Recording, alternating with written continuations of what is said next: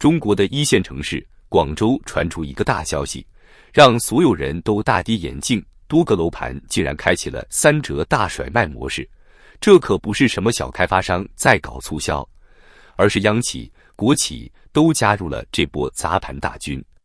先给大家算个账，黄埔于珠港的某央企楼盘原价每平2万，现在直接打到5510平，这也跌幅接近70%啊！一房一厅才卖19.8万，二房一厅39.6万。说白了，就是一个央企在广州核心区域的 CBD 卖出了比3、4线城市还低的价格。这种疯狂降价的现象在广州各区域蔓延开来。番禺南村的某楼盘2房一厅直接杀到23万起售，番禺石壁的房源更是暴跌，60平米的房子才卖33万，单价同样跌到了5510平。最让人震惊的是，就连广州最贵的天河区，现在也能找到21.8万起的小户型。这在以前简直是不可想象的事情，毕竟天河区可是广州的金融中心，寸土寸金的地段，现在却也逃不过暴跌的命运。更让人震惊的是，国企的甩卖力度比民企还狠。广州番禺区国资委在短短半年内就把55套房产的总价从2.2亿看到了1.42亿，相当于打了65折。各位想想，这可是国资委啊，连他们都开始跳水式降价了，这市场得烂成什么样？不仅是番禺区，整个广州的国资平台都在疯狂甩卖。短短1个月内，国企挂牌转让的二手房就高达183套，而且挂牌均价直接暴跌27%。这哪里是什么正常营销手段，分明就是在大规模割肉止损嘛。可能有人会说，那不挺好吗？房价降了，老百姓不就能买得起了？但问题在于，这种暴跌式降价背后反映的是整个市场的恐慌。你想啊，开发商宁愿亏本也要甩卖，不就说明他们对后市完全不看好了吗？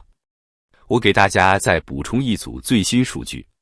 今年1至11月，全国商品房销售面积86118万平方米，同比暴跌14.3%。按这个趋势预计，全年销售面积连10亿平方米都保不住，大概就在9.5亿左右。这是什么概念？跟2021年的17.9亿平方米相比，直接腰斩。就算跟去年那已经很惨淡的11.2亿平方米比，也要跌去15%。销售金额的数据更吓人。1至11月份，全国商品房销售额只有8.5万亿，比去年同期暴跌19.2%。估计全年到顶了也就9.5万亿，连2021年的一半都不到。就连去年那个已经很差的11.7万亿，今年也就能完成个80%左右。现在网上那些开发商请群演去售楼处假装火爆的戏码，大家也都看腻了。有网友说得好，现在抛售的开发商已经算明智的了，因为明年的价格可能会更低，到时候连现在这个价格都卖不出去。这波房价暴跌最要命的是，连一线城市的最后一道防线都被攻破了。你想啊，以前大家总说一线城市有刚需保底，房价跌不了，但现在广州都这样了，其他城市会好到哪里去？更别提那些3、4线城市了，那简直是惨不忍睹啊！这就好比一个人发烧，从39度烧到40度，你还能说是小病？但当体温开始往41度、42度上窜的时候，那就是生命危险的信号了。现在的房地产市场就是在这种危险的边缘疯狂试探。中国房地产市场真是越来越魔幻了。深圳福田区一个寸土寸金的地方，现在也搞起了买1送1的促销活动。我给大家仔细算一笔账，这个楼盘现在打出86折的广告，如果你买一套110至133平米的房子，开发商就送你一套45平米的公寓。这45平米的公寓市价要180万呢。大家想想，深圳这种地方什么时候也要玩这种买1送1的把戏了？可能有人说这是个例，那我告诉大家，中国各地现在都在玩这种游戏。北京通州招商璀璨公园怎么卖房？买77平米的新房，送你一套山东烟台108平米的海景房。你没听错，就是买北京送山东。这77平米的房子要卖5.6万一平，全款支付460多万。这还不算完，东莞的万科，对，就是那个曾经被吹上天的宇宙房企万科，它的中天世纪水岸项目也搞起了这一套。买140平以上的大户型，就送你一套惠州双月湾40平米的海景房，价值20多万。从北京、深圳到东莞，这些地方可都是房地产的铁王座啊！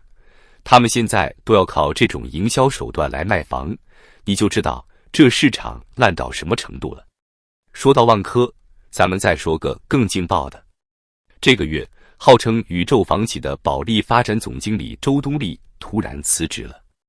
这位周总可是在保利干了快30年啊，2021年当上总经理，没想到干了3年就走人了。为啥走？我给大家看看保利的业绩就明白了。今年前9个月，保利发展的营收1827.7亿，看着挺多是吧？但比去年同期下降了5.06%。净利润更惨，才78.1亿，比去年同期暴跌了41.23%。保利发展好歹还是央企，今年1至11月的销售额居然还能保持全国第一，是唯一一家破3000亿的房企。但就是这么个巨无霸，现在也是问题不断。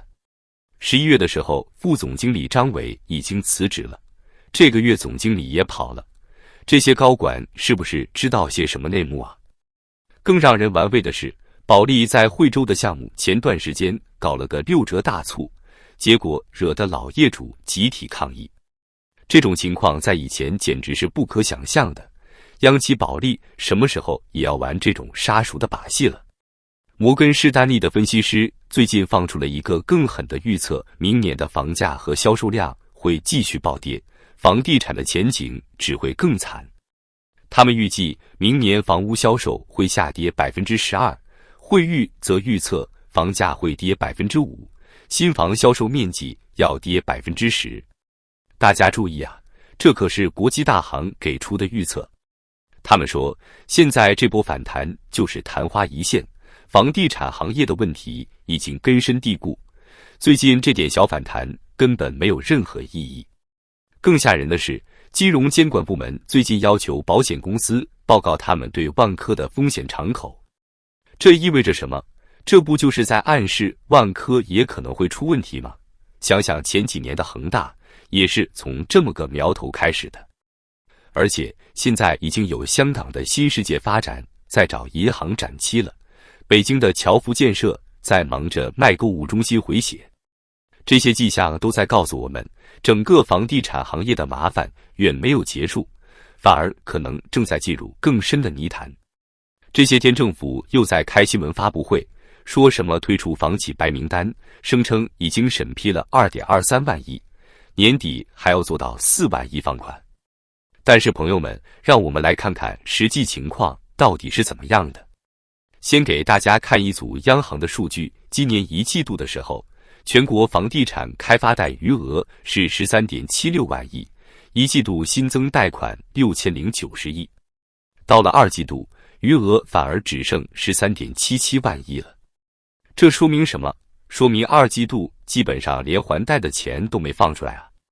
再来看2022年底的数据，当时开发贷余额是12.69万亿，到2023年底是12.88万亿。这一年总共才增加了1900亿不到。现在政府突然说要放4万亿，这不是在讲笑话吗？我再提醒一点，别忘了当初央行可是推出了金融16条，允许房企展期贷款。开发商现在都穷得叮当响了，能展期谁会去还贷？所以啊，这个4万亿的数字根本就是拍脑袋想出来忽悠皇上的。但真正惨的不是那些房企，而是千千万万的供应链企业和普通创业者。根据工商总局的数据，今年前11个月，全国新增破产企业同比增长了32%，而且很多小企业连破产的资格都没有，因为破产也要花钱啊。现在市面上流传着一个段子：恒大还不起钱，你告他，他进入破产重整，法院让你等，等到他重整完成，你的债权变成股权，等到股票上市，你连税都要交，说的太扎心了。你以为这就完了？这才刚开始呢。现在地方政府、国企、央企都负债累累，工程款越来越难收回来。大摩预计明年房企整合会加速，更多民营房企会倒下。那么跟在他们后面的供应链企业下场会好到哪里去？所以，如果中国政府真的想挽救房地产市场，光是放水、喊口号都没用，得先把这些被拖欠工程款的企业家们救活，让市场重新建立信心。否则，天天开新闻发布会说房地产回暖了、稳定了，谁信啊？看看最近这些政府新闻发布会，一场比一场离谱，每次标题都写得震天响，一篮子增量政策，5部门组合拳，结果呢，一拳打在棉花上，市场越来越没信心。所以啊，这些政府官员与其在那儿吹牛，不如想想怎么解决这些实际问题。